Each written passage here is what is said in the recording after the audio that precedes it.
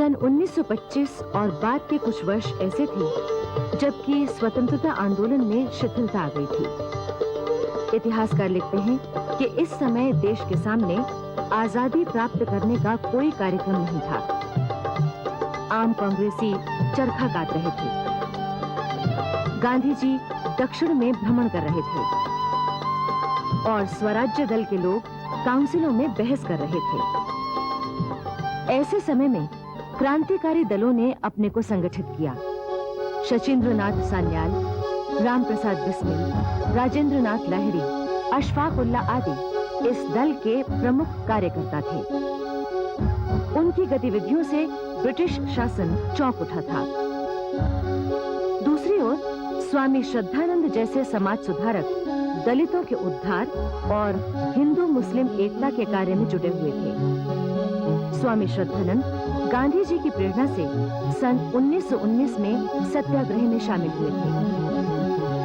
30 मार्च 1919 को जब सत्याग्रहियों के जुलूस को सैनिकों ने रोका था, तो स्वामी श्रद्धानंद ने उनके संगीनों के आगे अपना सीना अड़ा दिया और बड़े ऊंचे स्वर में कहा था, लो मार दो, और वहीं खड़े रहे। उनके तेजस्वी व्यक्तित्व और गंभीर स्वर के सामने सैनिक सहम कर रह गए थे।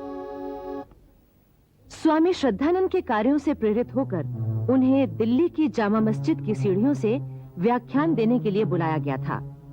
शायद भारत ही नहीं, इस्लाम के इतिहास में इस तरह का ये पहला मौका था। किंतु सन 1923 में स्वामी श्रद्धानंद ने कांग्रेस से इस्तीफा दे दिया। उनका कहना था, राजनीति के कार्यों के लिए तो बड़े बड़े लोग मौजूद हैं। मैं ब्रह्मचर्य और दलित जातियों के उद्धार के लिए काम करूंगा। सन 1926 में एस श्रीनिवास अयंगार की अध्यक्षता में कांग्रेस का अधिवेशन गुवाहाटी में हुआ। किंतु उससे एक दिन पूर्व ही समाचार आया कि स्वामी श्रद्धानंद की हत्या हो गई है। इससे अधिवेशन फीका पड़ गया। कांग्रेस के सभापति को हाथी पर बिठाकर जुलूस निकालने का कार्यक्रम रद्द कर दिया गया। महात्मा गांधी ने स्वामी श्रद्धानंद के बारे में शोक प्रस्ताव रखा और मोहम्मद अली जिन्ना ने उसका समर्थन किया। अब यह भी जरूरी समझा जाने लगा था कि मजदूरों के हितों की भी चिंता की जाए। सन 1926 में मद्रास में इसी उद्देश्य से मजदूर किसान पार्टी का गठन हुआ। सन 1926 में मद्रास में आयोजित भारतीय ट्रेड यूनियन कांग्रेस के छठे अधिवेशन में अध्यक्ष पद से बोलते हुए वीवी गिरी ने कहा था, मजदूरों को न केवल संगठित करना जरूरी है, बल्कि उनके बीच सहयोग स्थापित करना भी जरूरी है।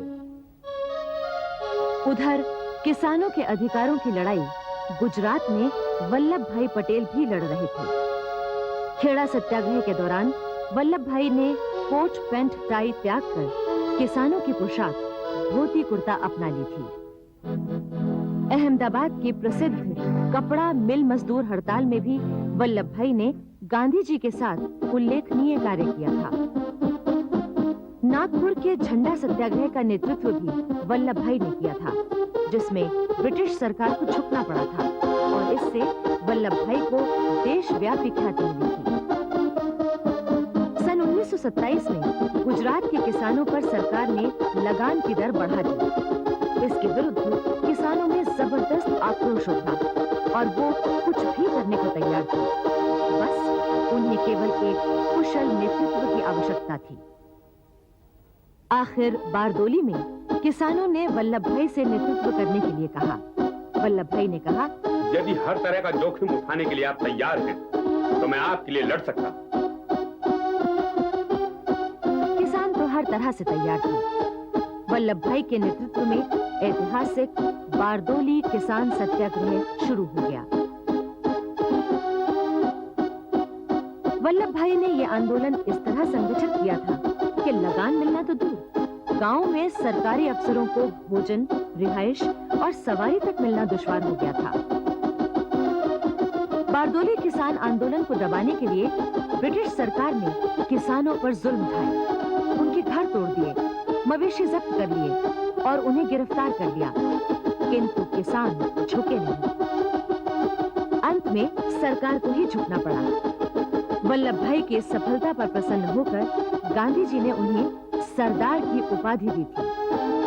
तभी से वो सरदार वल्लभ भाई पटेल कहलाने लगे थे। सन 1928 में ब्रिटिश सरकार ने इंग्लैंड के एक प्रसिद्ध वकील सर जॉन साइमन की अध्यक्षता में एक कमीशन नियुक्त किया। कहा यह गया था कि इसे भारत के भाग्य का निर्णय करने के लिए नियुक्त किया गया है, किंतु ये सब केवल दिखावा था, क्योंकि इसे दरअसल भारतीयों को बहुसंख्यक और अल्पसंख्यक के रूप में बांटकर उनमें फूट डालने के लिए भेजा गया था। पंडित मोतीलाल नेहरू ने इस कमीशन के विरोध में स्पष्ट कहा था कि ये तो भारतीयों की आंखों में धूल झोंकने का एक तरीका है। एने बेसेंट ने कहा था, इस कमीशन की स्थापना अगर जले पर नमक छिड़कना नहीं है तो और क्या है। 3 फरवरी 1928 को सर जॉन साइमन के साथ 7 सदस्यों वाला कमीशन जब बंबई उतरा तो सारे देश में उसका विरोध किया गया। सबसे अपमानजनक बात ये थी कि इसमें किसी भारतीय को सदस्य नहीं बनाया गया था। कमीशन जहां-जहां गया वहीं उसे जबरदस्त विरोध का सामना करना पड़ा। Simon commission go back, Simon commission वापस जाओ, Simon commission go back. Patna में ब्रिटिश हुकूमत ने गांव से कुछ किराए के प्रदर्शनकारी बुलाए थे ताकि वो साइमन कमीशन के समर्थन में नारे लगाएं। लेकिन जब विरोधी जुलूस उनके सामने पहुंचा तो वो सब भागकर उसमें शामिल हो गए और ब्रिटिश हुक्मरान खड़े-खड़े देखते रह गए। 20 अक्टूबर 1928 को साइमन कमीशन लाहौर पहुंचा। कमीशन का विरोध करने वाले जुलूस का नेतृत्व किया था पंजाब केसरी लाला लाजपत राय ने। जैसा कि आप जानते हैं, लाला लाजपत राय उस समय देश के अग्रणी नेताओं में थे, किंतु ब्रिटिश शासन की दमन नीति के सामने किसी भी बड़े नेता का कोई महत्व नहीं था। जुलूस पर अंग्रेज पुलिस की लाठियां बरसी और लाला लाजपत राय बुरी तरह जख्मी हो गए। लाला जी के घायल होने की खबर से सारे देश में विरोध की लहर ने तेजी पकड़ ली। लाला लाजपत राय ने उस समय कहा था, मेरे ऊपर जो लाठियों के प्रहार किए गए हैं वही एक दिन ब्रिटिश साम्राज्य के ताबूत में कीले साबित होंगी। 17 नवंबर 1928 को लाला लाजपत राय का देहांत हो गया।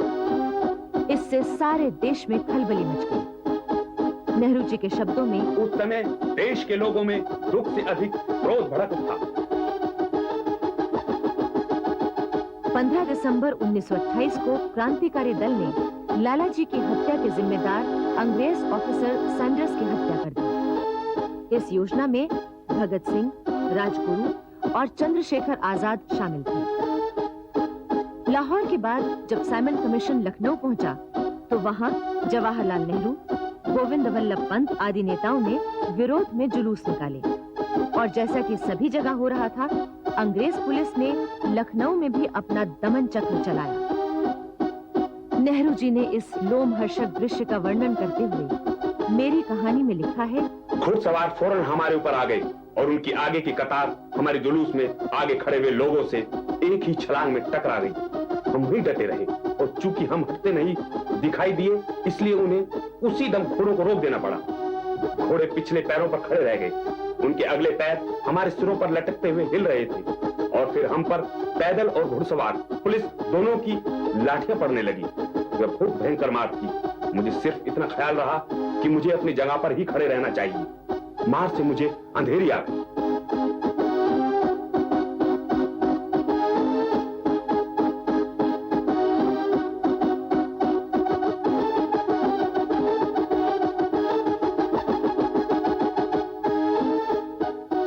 कभी-कभी मन ही मन गुस्सा और उलटकर मारने का ख्याल भी आया। मैंने सोचा कि अपने सामने के पुलिस ऑफिसर को गिराकर घोड़े पर खुद चढ़ जाऊं। ये कितना आसान था, मगर लंबे अरसे की तालीम और अनुशासन ने काम दिया। इसके अलावा मैं अच्छी तरह जानता था कि अगर हमारी तरफ से कुछ भी मुकाबला हुआ तो ये भीषण दुर्घटना हो जाएगी, जिसमें हमारे आदमी बड़ी तादाद में गोलियों से भून दिए जाएंगे।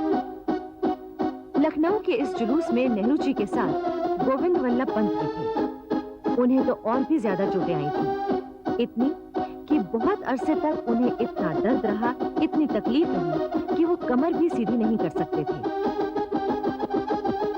जब साइमन कमीशन देश के विभिन्न स्थानों का दौरा कर रहा था, उन्हीं दिनों कलकत्ते में मोतीलाल नेहरू की अध्यक्षता में कांग्रेस का अधिवेशन हुआ।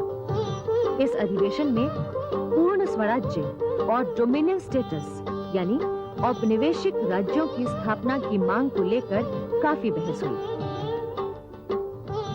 सुभाष चंद्र बोस और जवाहरलाल नेहरू जैसे युवा नेता तत्काल पूर्ण स्वराज्य की मांग का प्रस्ताव पास कराना चाहते थे, किंतु कांग्रेस के पुराने नेता नहीं मान रहे थे।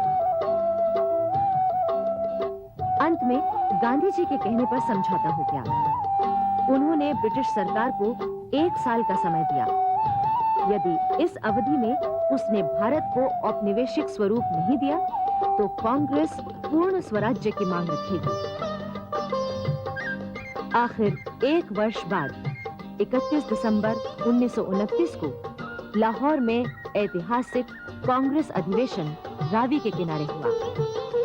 ठीक आधी रात के समय, जब एक नया वर्ष जन्म ले रहा था, बड़े ही जोश भरे वातावरण में पूर्ण स्वराज्य का ऐतिहासिक प्रस्ताव स्वीकार किया गया। प्रस्ताव में कहा गया था, हमारी आस्था है कि अन्य देशों की तरह भारतवासियों का ये जन्मसिद्ध अधिकार है कि स्वाधीनता प्राप्त करें, अपने परिश्रम के फल का उपयोग करें और जीवन की आवश्यकताएं पूरी करें ताकि विकास की समस्त सुविधाएं उन्हें मिल सकें। हमारा ये भी विश्वास है कि यदि सरकार जनता के इन अधिकारों को छीनकर उसका दमन करती है तो जनता को ये भी अधिकार जाता है कि वो उस सरकार को समाप्त कर दे या बदल दे। भारत में अंग्रेज सरकार ने भारतवासियों की स्वतंत्रता मात्र का अपहरण ही नहीं किया, बल्कि उसने जनता का शोषण अपना अधिकार बना लिया है। हमारी ये भी आस्था है कि भारत को ब्रिटेन से संबंध विच्छेद कर पूर्ण स्वाधीनता की संप्राप्ति करनी चाहिए। लाहौर अधिवेशन में पूर्ण स्वराज्य की मांग के साथ ही उस समय के सबसे युवा राजनीतिज्ञ जवाहरलाल नेहरू को राष्ट्रपति चुना गया था। प्रस्ताव में यह भी निश्चय किया गया था कि 26 जनवरी को हर वर्ष स्वाधीनता दिवस मनाया जाएगा। तब 26 जनवरी 1930 को सारे देश में स्वाधीनता दिवस मनाया गया और जुलूस निकाले गए। इससे लोगों में नया जोश आया। जवाहरलाल नेहरू का इस अवसर पर शानदार स्वागत हुआ था। ऐसा शानदार जुलूस निकला था कि माता स्वरूप रानी ने जब एक अटारी से उस जुलूस को देखा तो वो गदगद हो उठी। अपने पुत्र की जय जयकार से उनका मन हर्ष से पुलकित हो उठा था। आंखों से अश्रुधारा प्रवाहित हो उठी थी। लाहौर कांग्रेस के दौरान एक और उल्लेखनीय घटना हुई। उसमें भाग लेने के लिए सीमा प्रांत से बहुत से लोग आए थे। इस प्रांत से यूं तो खान अब्दुल गफ्फार खां कांग्रेस के अधिवेशनों में आकर हिस्सा लिया करते थे, मगर लाहौर में पहली बार सीमा प्रांत के सच्चे नौजवानों का एक बड़ा दल आया। वो वहां से ये ख्याल और जोश लेकर गए कि वो आजादी की लड़ाई में सारे हिंदुस्तान के साथ हैं। इस तरह 1930 से सीमा प्रांत के लोग आजादी की लड़ाई में महत्वपूर्ण और बड़ा हिस्सा लेने लगे। आखिर ब्रिटिश सरकार ने पूर्ण स्वराज्य की मांग नहीं मानी। असेंबली के तमाम मेंबरों ने इस्तीफा दे दिया। सुभाष चंद्र बोस और उनके 11 साथियों को भी गिरफ्तार कर लिया गया। पूर्ण स्वराज्य की मांग न माने जाने पर कांग्रेस के लिए यह जरूरी हो गया था कि वो अपना संघर्ष तेज कर दे। गांधी जी और अन्य नेताओं ने यह विचार किया कि अब देश को एक साथ जगाना है, सबको साथ लेकर चलना है। यह भी तय किया गया कि ऐसे प्रयास किए जाएं जिनसे ब्रिटिश सरकार के हाथ पांव फूल जाएं और व्यवस्था संभालने में वो अपने को कमजोर महसूस करे। 15 फरवरी 1930 को कांग्रेस की कार्यकारिणी समिति ने अहमदाबाद में सत्याग्रह आंदोलन आरंभ करने का प्रस्ताव पास किया। गांधी जी ने वॉयसरॉय को पत्र लिखकर समझाने की कोशिश भी की ताकि आंदोलन की जरूरत ना पड़े, पर उसका कोई असर नहीं हुआ। तब गांधी जी ने नमक कानून तोड़ने के लिए जनता का आह्वान किया। उन्होंने कहा, पानी के बाद नमक ही सबके लिए सबसे जरूरी चीज है। उस पर सरकार को टैक्स लगाने का कोई अधिकार नहीं है। इस टैक्स से लाखों भूखों, बीमारों और विकलांगों तथा बेसहारा लोगों पर असर पड़ता है। दुनिया में इससे बड़ा अमानुषिक टैक्स और कोई नहीं हो सकता। गांधी जी द्वारा नमक कानून तोड़ने का यह आंदोलन अहिंसक होने वाला था, किंतु जैसा कि जवाहरलाल नेहरू ने मेरी कहानी में लिखा है, कांग्रेस अधिवेशन में प्रदर्शित उत्साह के बावजूद कोई ये नहीं जानता था कि संघर्ष के कार्यक्रम में देशवासी कहां तक साथ चल सकेंगे।